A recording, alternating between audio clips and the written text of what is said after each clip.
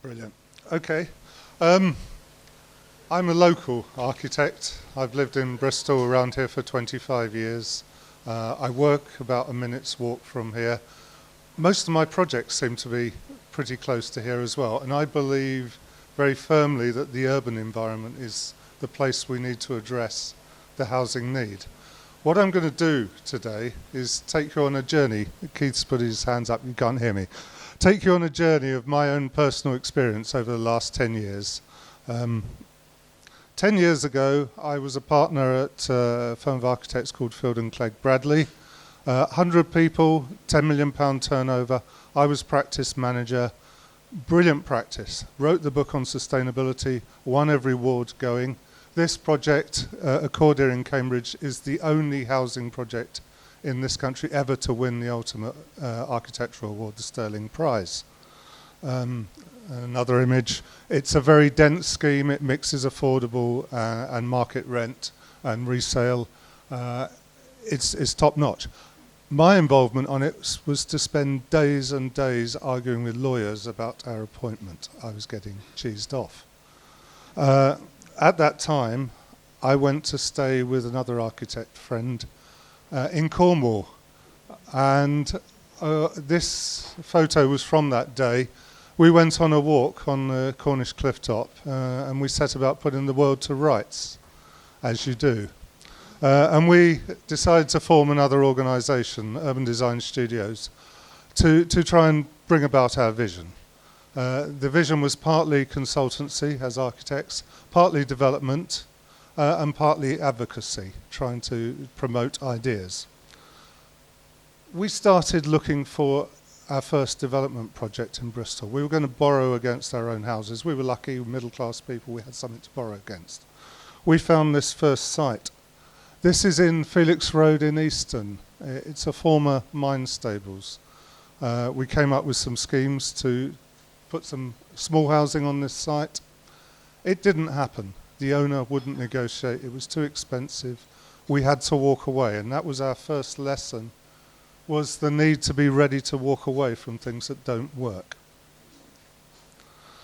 We moved on and we found an existing building in Backfields Lane, which is a couple of minutes walk from here.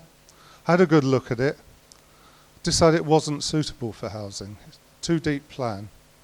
So we decided to do it as workspaces. We built, refurbished it ourselves as 4 affordable workspaces.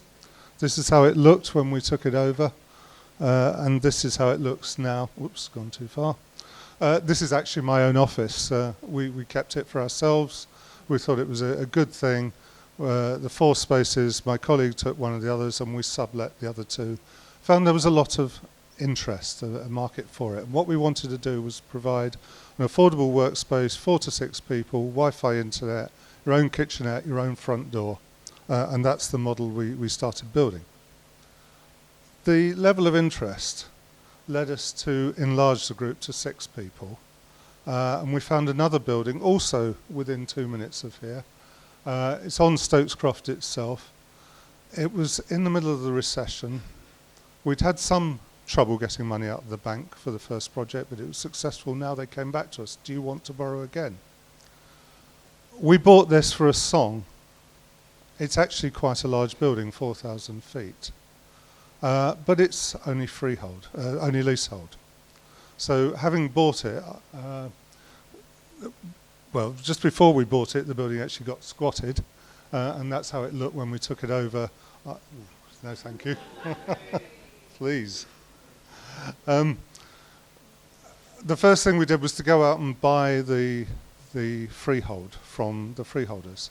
This was a firm of sharp property developers from London who'd bought the freehold a year before from Bristol City for £30,000. We knocked on their door, said, will you sell it to us? They said yes. You realise it's worth £60,000.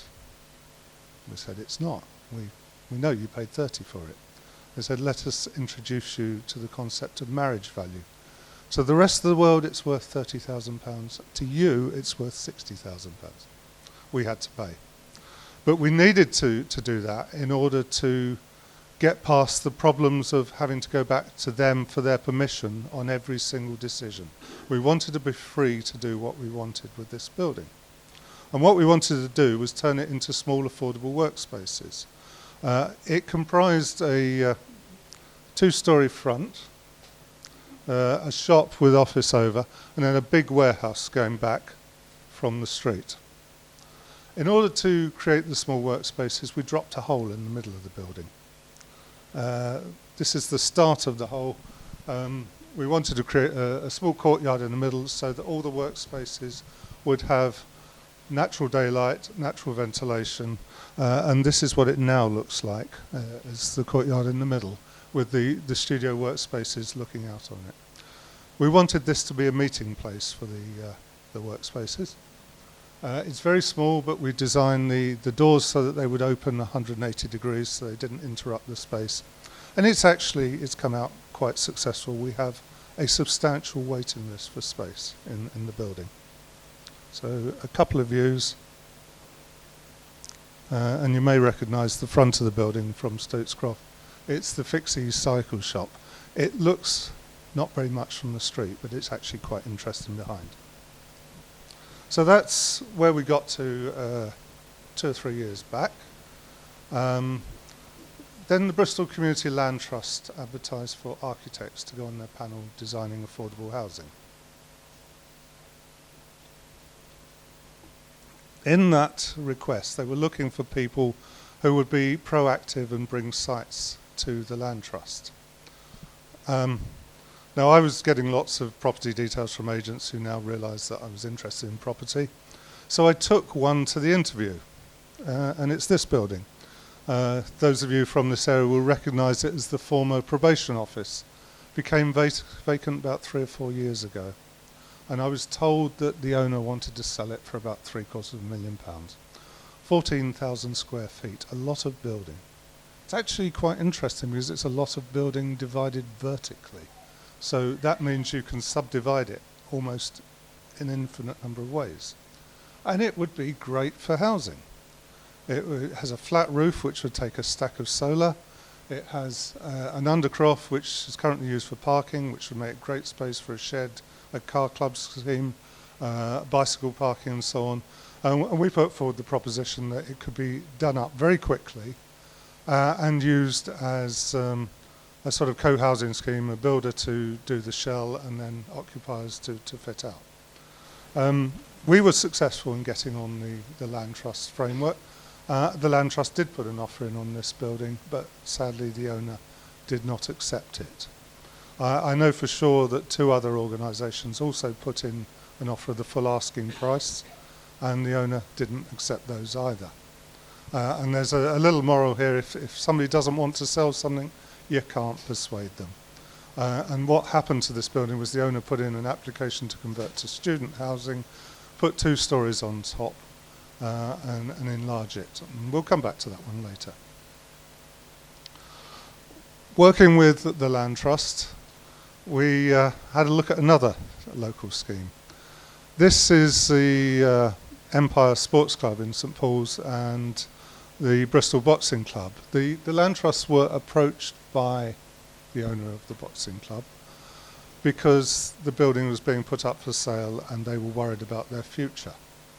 Now, this is actually a shed load of building. It's a former school, an adjoining car park. So collectively, we put together a proposal. My own development company, joining with the Land Trust and joining with the Housing Association to do a mixed-use scheme, keep the right uses on the site, some workspaces, some living spaces, some self-build. We didn't, and the boxing club originally, although they ultimately moved out because they were offered another site by Bristol City. We were outbid on this by another developer and a commercial developer. Again, you can't always win them.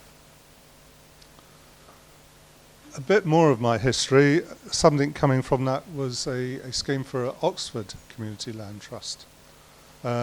We attended an interview with them, were successful in getting on their panel, and were given the task of working up a site on the outskirts of Oxford. This was a site they said they already had. So we started off, we went to see the planners. The planners were really aggressively against this scheme. It was a backfield site, sandwiched between residences, and they didn't want too much on it.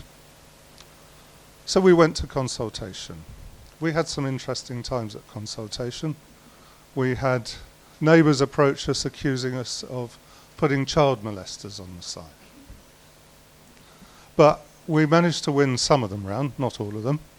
We managed to get the support of the parish council. We did a super sustainable scheme, very highly insulated, photovoltaics on the big south-facing roof, small amounts of garden. Put it in for planning. We had to modify the scheme. The council thought we weren't providing enough car parking spaces. Now this is a site on a bus route. The Land Trust entered into a legal agreement to provide a car club proposal for the site. It cost them a lot of money, but we got the site planning permission. The other thing the council wanted was the access drive, which runs up from one side to the road. It's about 50 yards long. They wanted it made up to adoptable standard. Suddenly we had an element in the scheme that added significant expense to the job. It was something like £100,000 to do that road, which made the scheme completely unaffordable. The Land Trust is still trying to work this scheme through and trying to find solutions to the road, but it hasn't happened to date because of the difficulties with the site. And ideally these should have come up before buying the site, before committing. Because the Land Trust, to my knowledge, has spent about £50,000 on consultancy fees, planning fees, solicitors' fees and so on, getting the job to this stage. They've even gone to tender, but they can't get it to go forward. And this is really kind of what I wanted to talk about in terms of sites. Sites come with baggage, and you need to understand the baggage before you go forward. A former member of the Bristol Land Trust then approached us about another operation. I think somebody spoke about it yesterday, a group called Abolish Empty Office Buildings. This came about as a reaction to the amount of empty workspace, highly visible in Bristol, and wanting to do something with it. And they wanted to look at sites around the city. So we set up in partnership with them looking at sites. This is one of the sites we looked at. We were doing little site appraisals for them.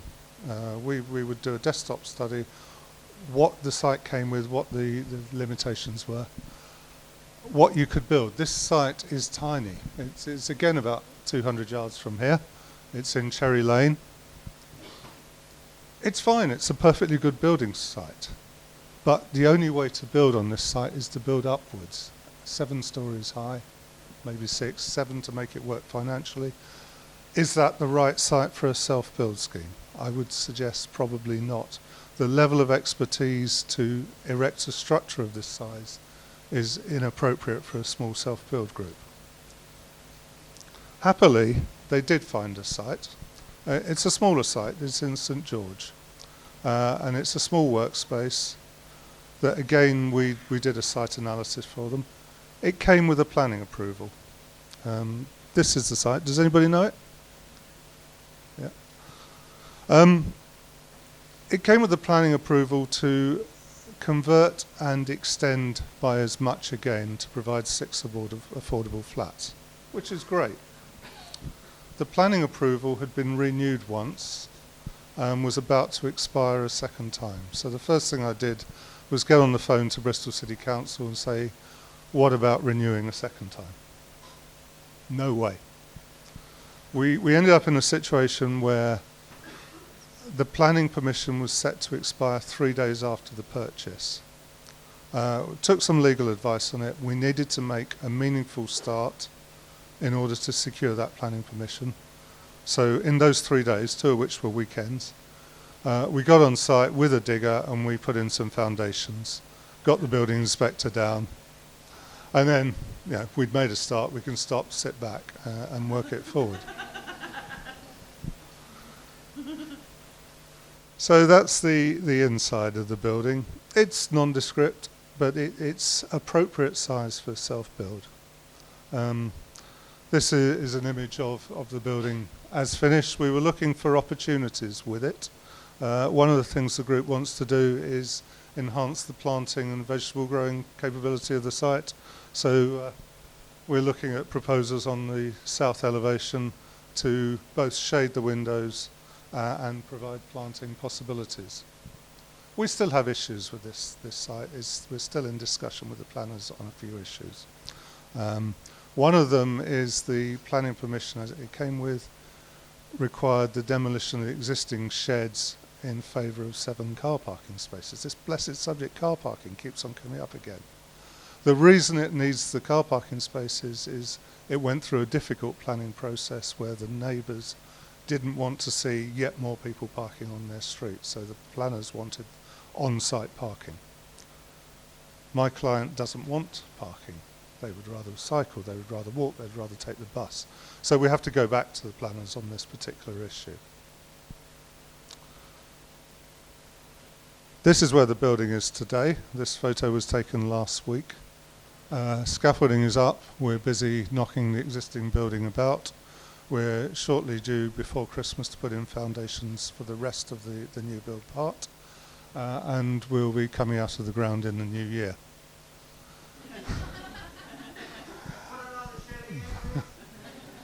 We aim to make it as sustainable as possible in energy terms.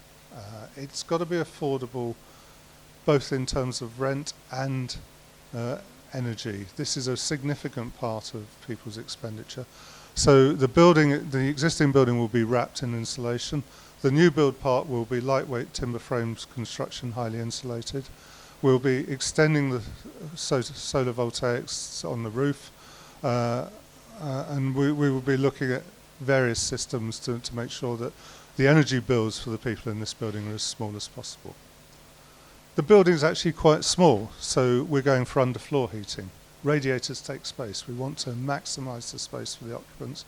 We want to give them the best deal possible.